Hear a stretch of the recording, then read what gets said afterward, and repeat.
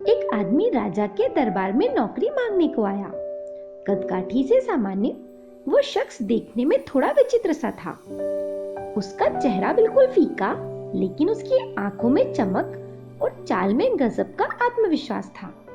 जब उससे उसकी योग्यता पूछी गई तो वो बोला, महाराज, आदमी हूँ या जानवर, मैं उसकी शक्ल देखकर उसके बारे में सब कुछ बता सकता हूँ। राजा को उसकी बात पर कोई खास भरोसा तो नहीं हुआ, लेकिन फिर भी उसे काम पर रख लिया गया। राजा ने उसे अपने खास घोड़ों के अस्तबल का इंचार्ज बना दिया। कुछ दिन यूं ही बीत गए।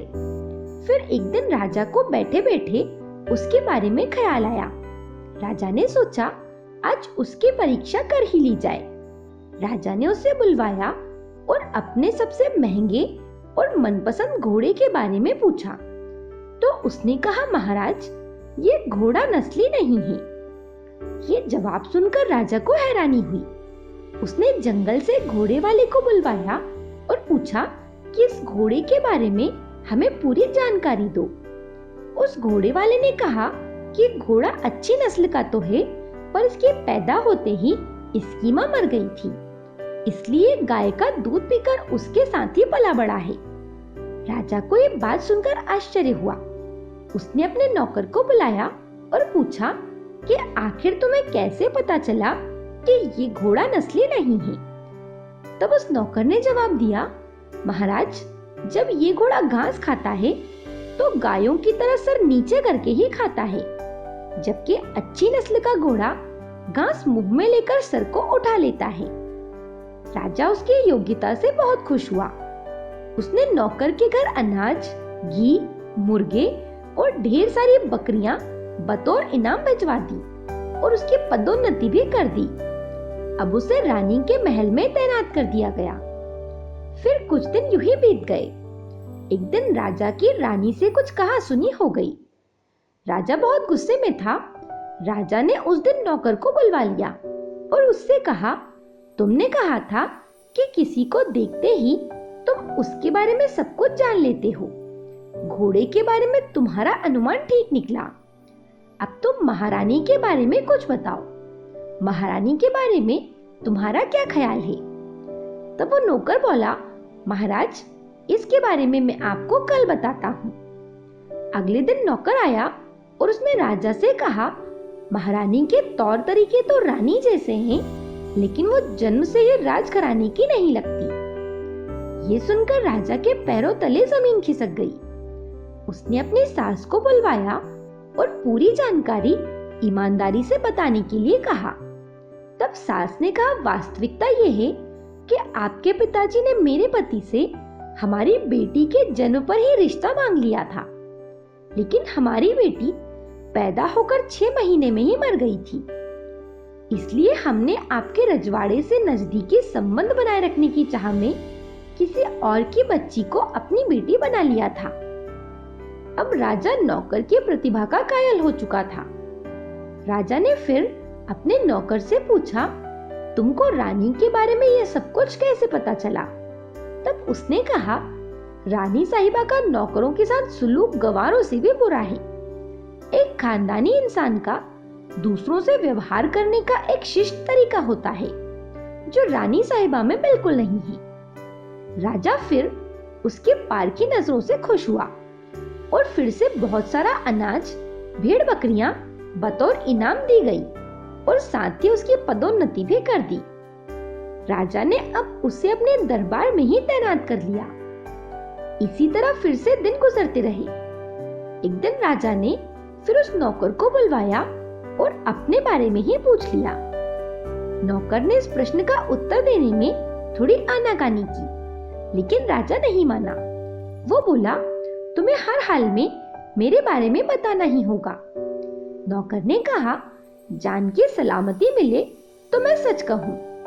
राजा ने जान बख्शने का वादा किया तो उसने कहा, ना तो आप राजा के बेटे हो और ना ही आपका व्यवहार राजाओं जैसा है।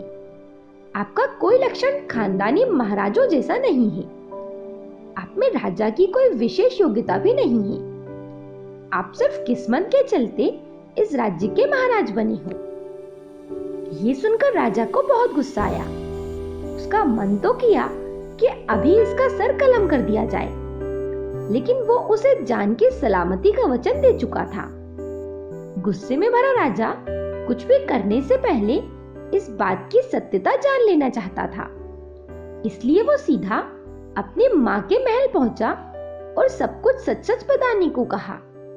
माँ ने कहा, ये बात सच है बेटा, तुम हमारा खून नहीं हो, लेकिन तुम्हें ये बात कैसे पता चली? राजा ने पूरी घटना माँ को सुनाई। ये सुनने के बाद वो बोली, तुम असल में एक चरवाहे के बेटे हो। हमारी अपनी कोई औलाद नहीं थी और राज्य को दुश्मनों की नजर से बचाने के लिए हमने तुम्हें गोद लिया और पाला। तुम्हें हमें सौंपने के बाद चरवाहे ने यही कहा था कि मेरे बेटे की किस्मत इतनी अच्छी होगी, ये मुझे पता ही नहीं था। अब राजा ने नौकर को बुलाया और पूछा कि बता, तुझे कैसे पता चला कि मैं खानदानी राजा नहीं हूँ? तब उस नौकर ने कहा, जब राजा किसी को इनाम दिया करते हैं तो हीरे मोती और जवाहरात की शक्ल में देते हैं, कभी कभी जागीरें भी दे दिया करते हैं, लेकिन आपको कितना ही प्रसन्न कर दिया जाए, आप भेड़ और बकरियों से आगे बढ़ते ही नहीं। ये तौर तरीका किसी राजा का नहीं है, ये किसी चरवाहे के बेटे का ही हो सकता है, क्योंकि अगर आपकी जगह कोई खानदानी राजा होता तो अब तक मैं जागीरदार बन चुका होता, या फिर मैं आपका मंत्री ही बन जाता, क्योंकि जो बातें मैंने आपको बताई हैं वो आपका मंत्री इतने वर्ष आपके साथ रहकर भी नहीं जान पाया था। नौकर की बातों से राजा पूरी तरह संतुष्ट हुआ और उसे यथोचित सम्मान भी दिया गया। ये कहानी बताती है कि आपका व्यवहार और आचरण आपके बारे में सब कुछ बता देता है। आप चाहे कितने ही आडंबर कर लें या अपने आप को हर तरह से छुपाने की कोशिश करें, किसी पारखी की नजरें तो आपको पहचान ही लेंगी। वो तक पहचान लेंगी जो आप खुद भी नहीं जानते। जैसे राजा खुद नहीं जान सका कि वो राजवंश का नहीं है, लेकिन एक मामूली नौकर उसका अतीत और वर्तमान सब कुछ जान गया। असल में किसी इंसान के पास कितनी धन दौलत, सुख समृद्धि, पदवियां, ज्ञान और बाहुबल है, वो सब कुछ उसका बाहरी दिखावा है। इंसान की असलियत की पहचान उसके व्यवहार और उसकी नीयत से होती है। ऐसी ही एक कहानी है जब एक राजा ने अपने मंत्री से 3 प्रश्नों के उत्तर ढूंढ लाने पर अपना आधा राज्य देने का वादा किया, और इसके बाद उस मंत्री का जीवन पूरी तरह से बदल गया। आखिर ऐसा क्या हुआ, ये जानने के लिए आप मेरा एक वीडियो देख सकते हैं, जिसके लिंक मैं डिस्क्रिप्शन बॉक्स और एंड स्क्रीन पर दे रही हूँ। साथ ही ये कहानी आपको कैसी लगी मुझे कमेंट करके जरूर बताएं। मेरे साथ बने रहने के लिए आप सभी का धन्यवाद।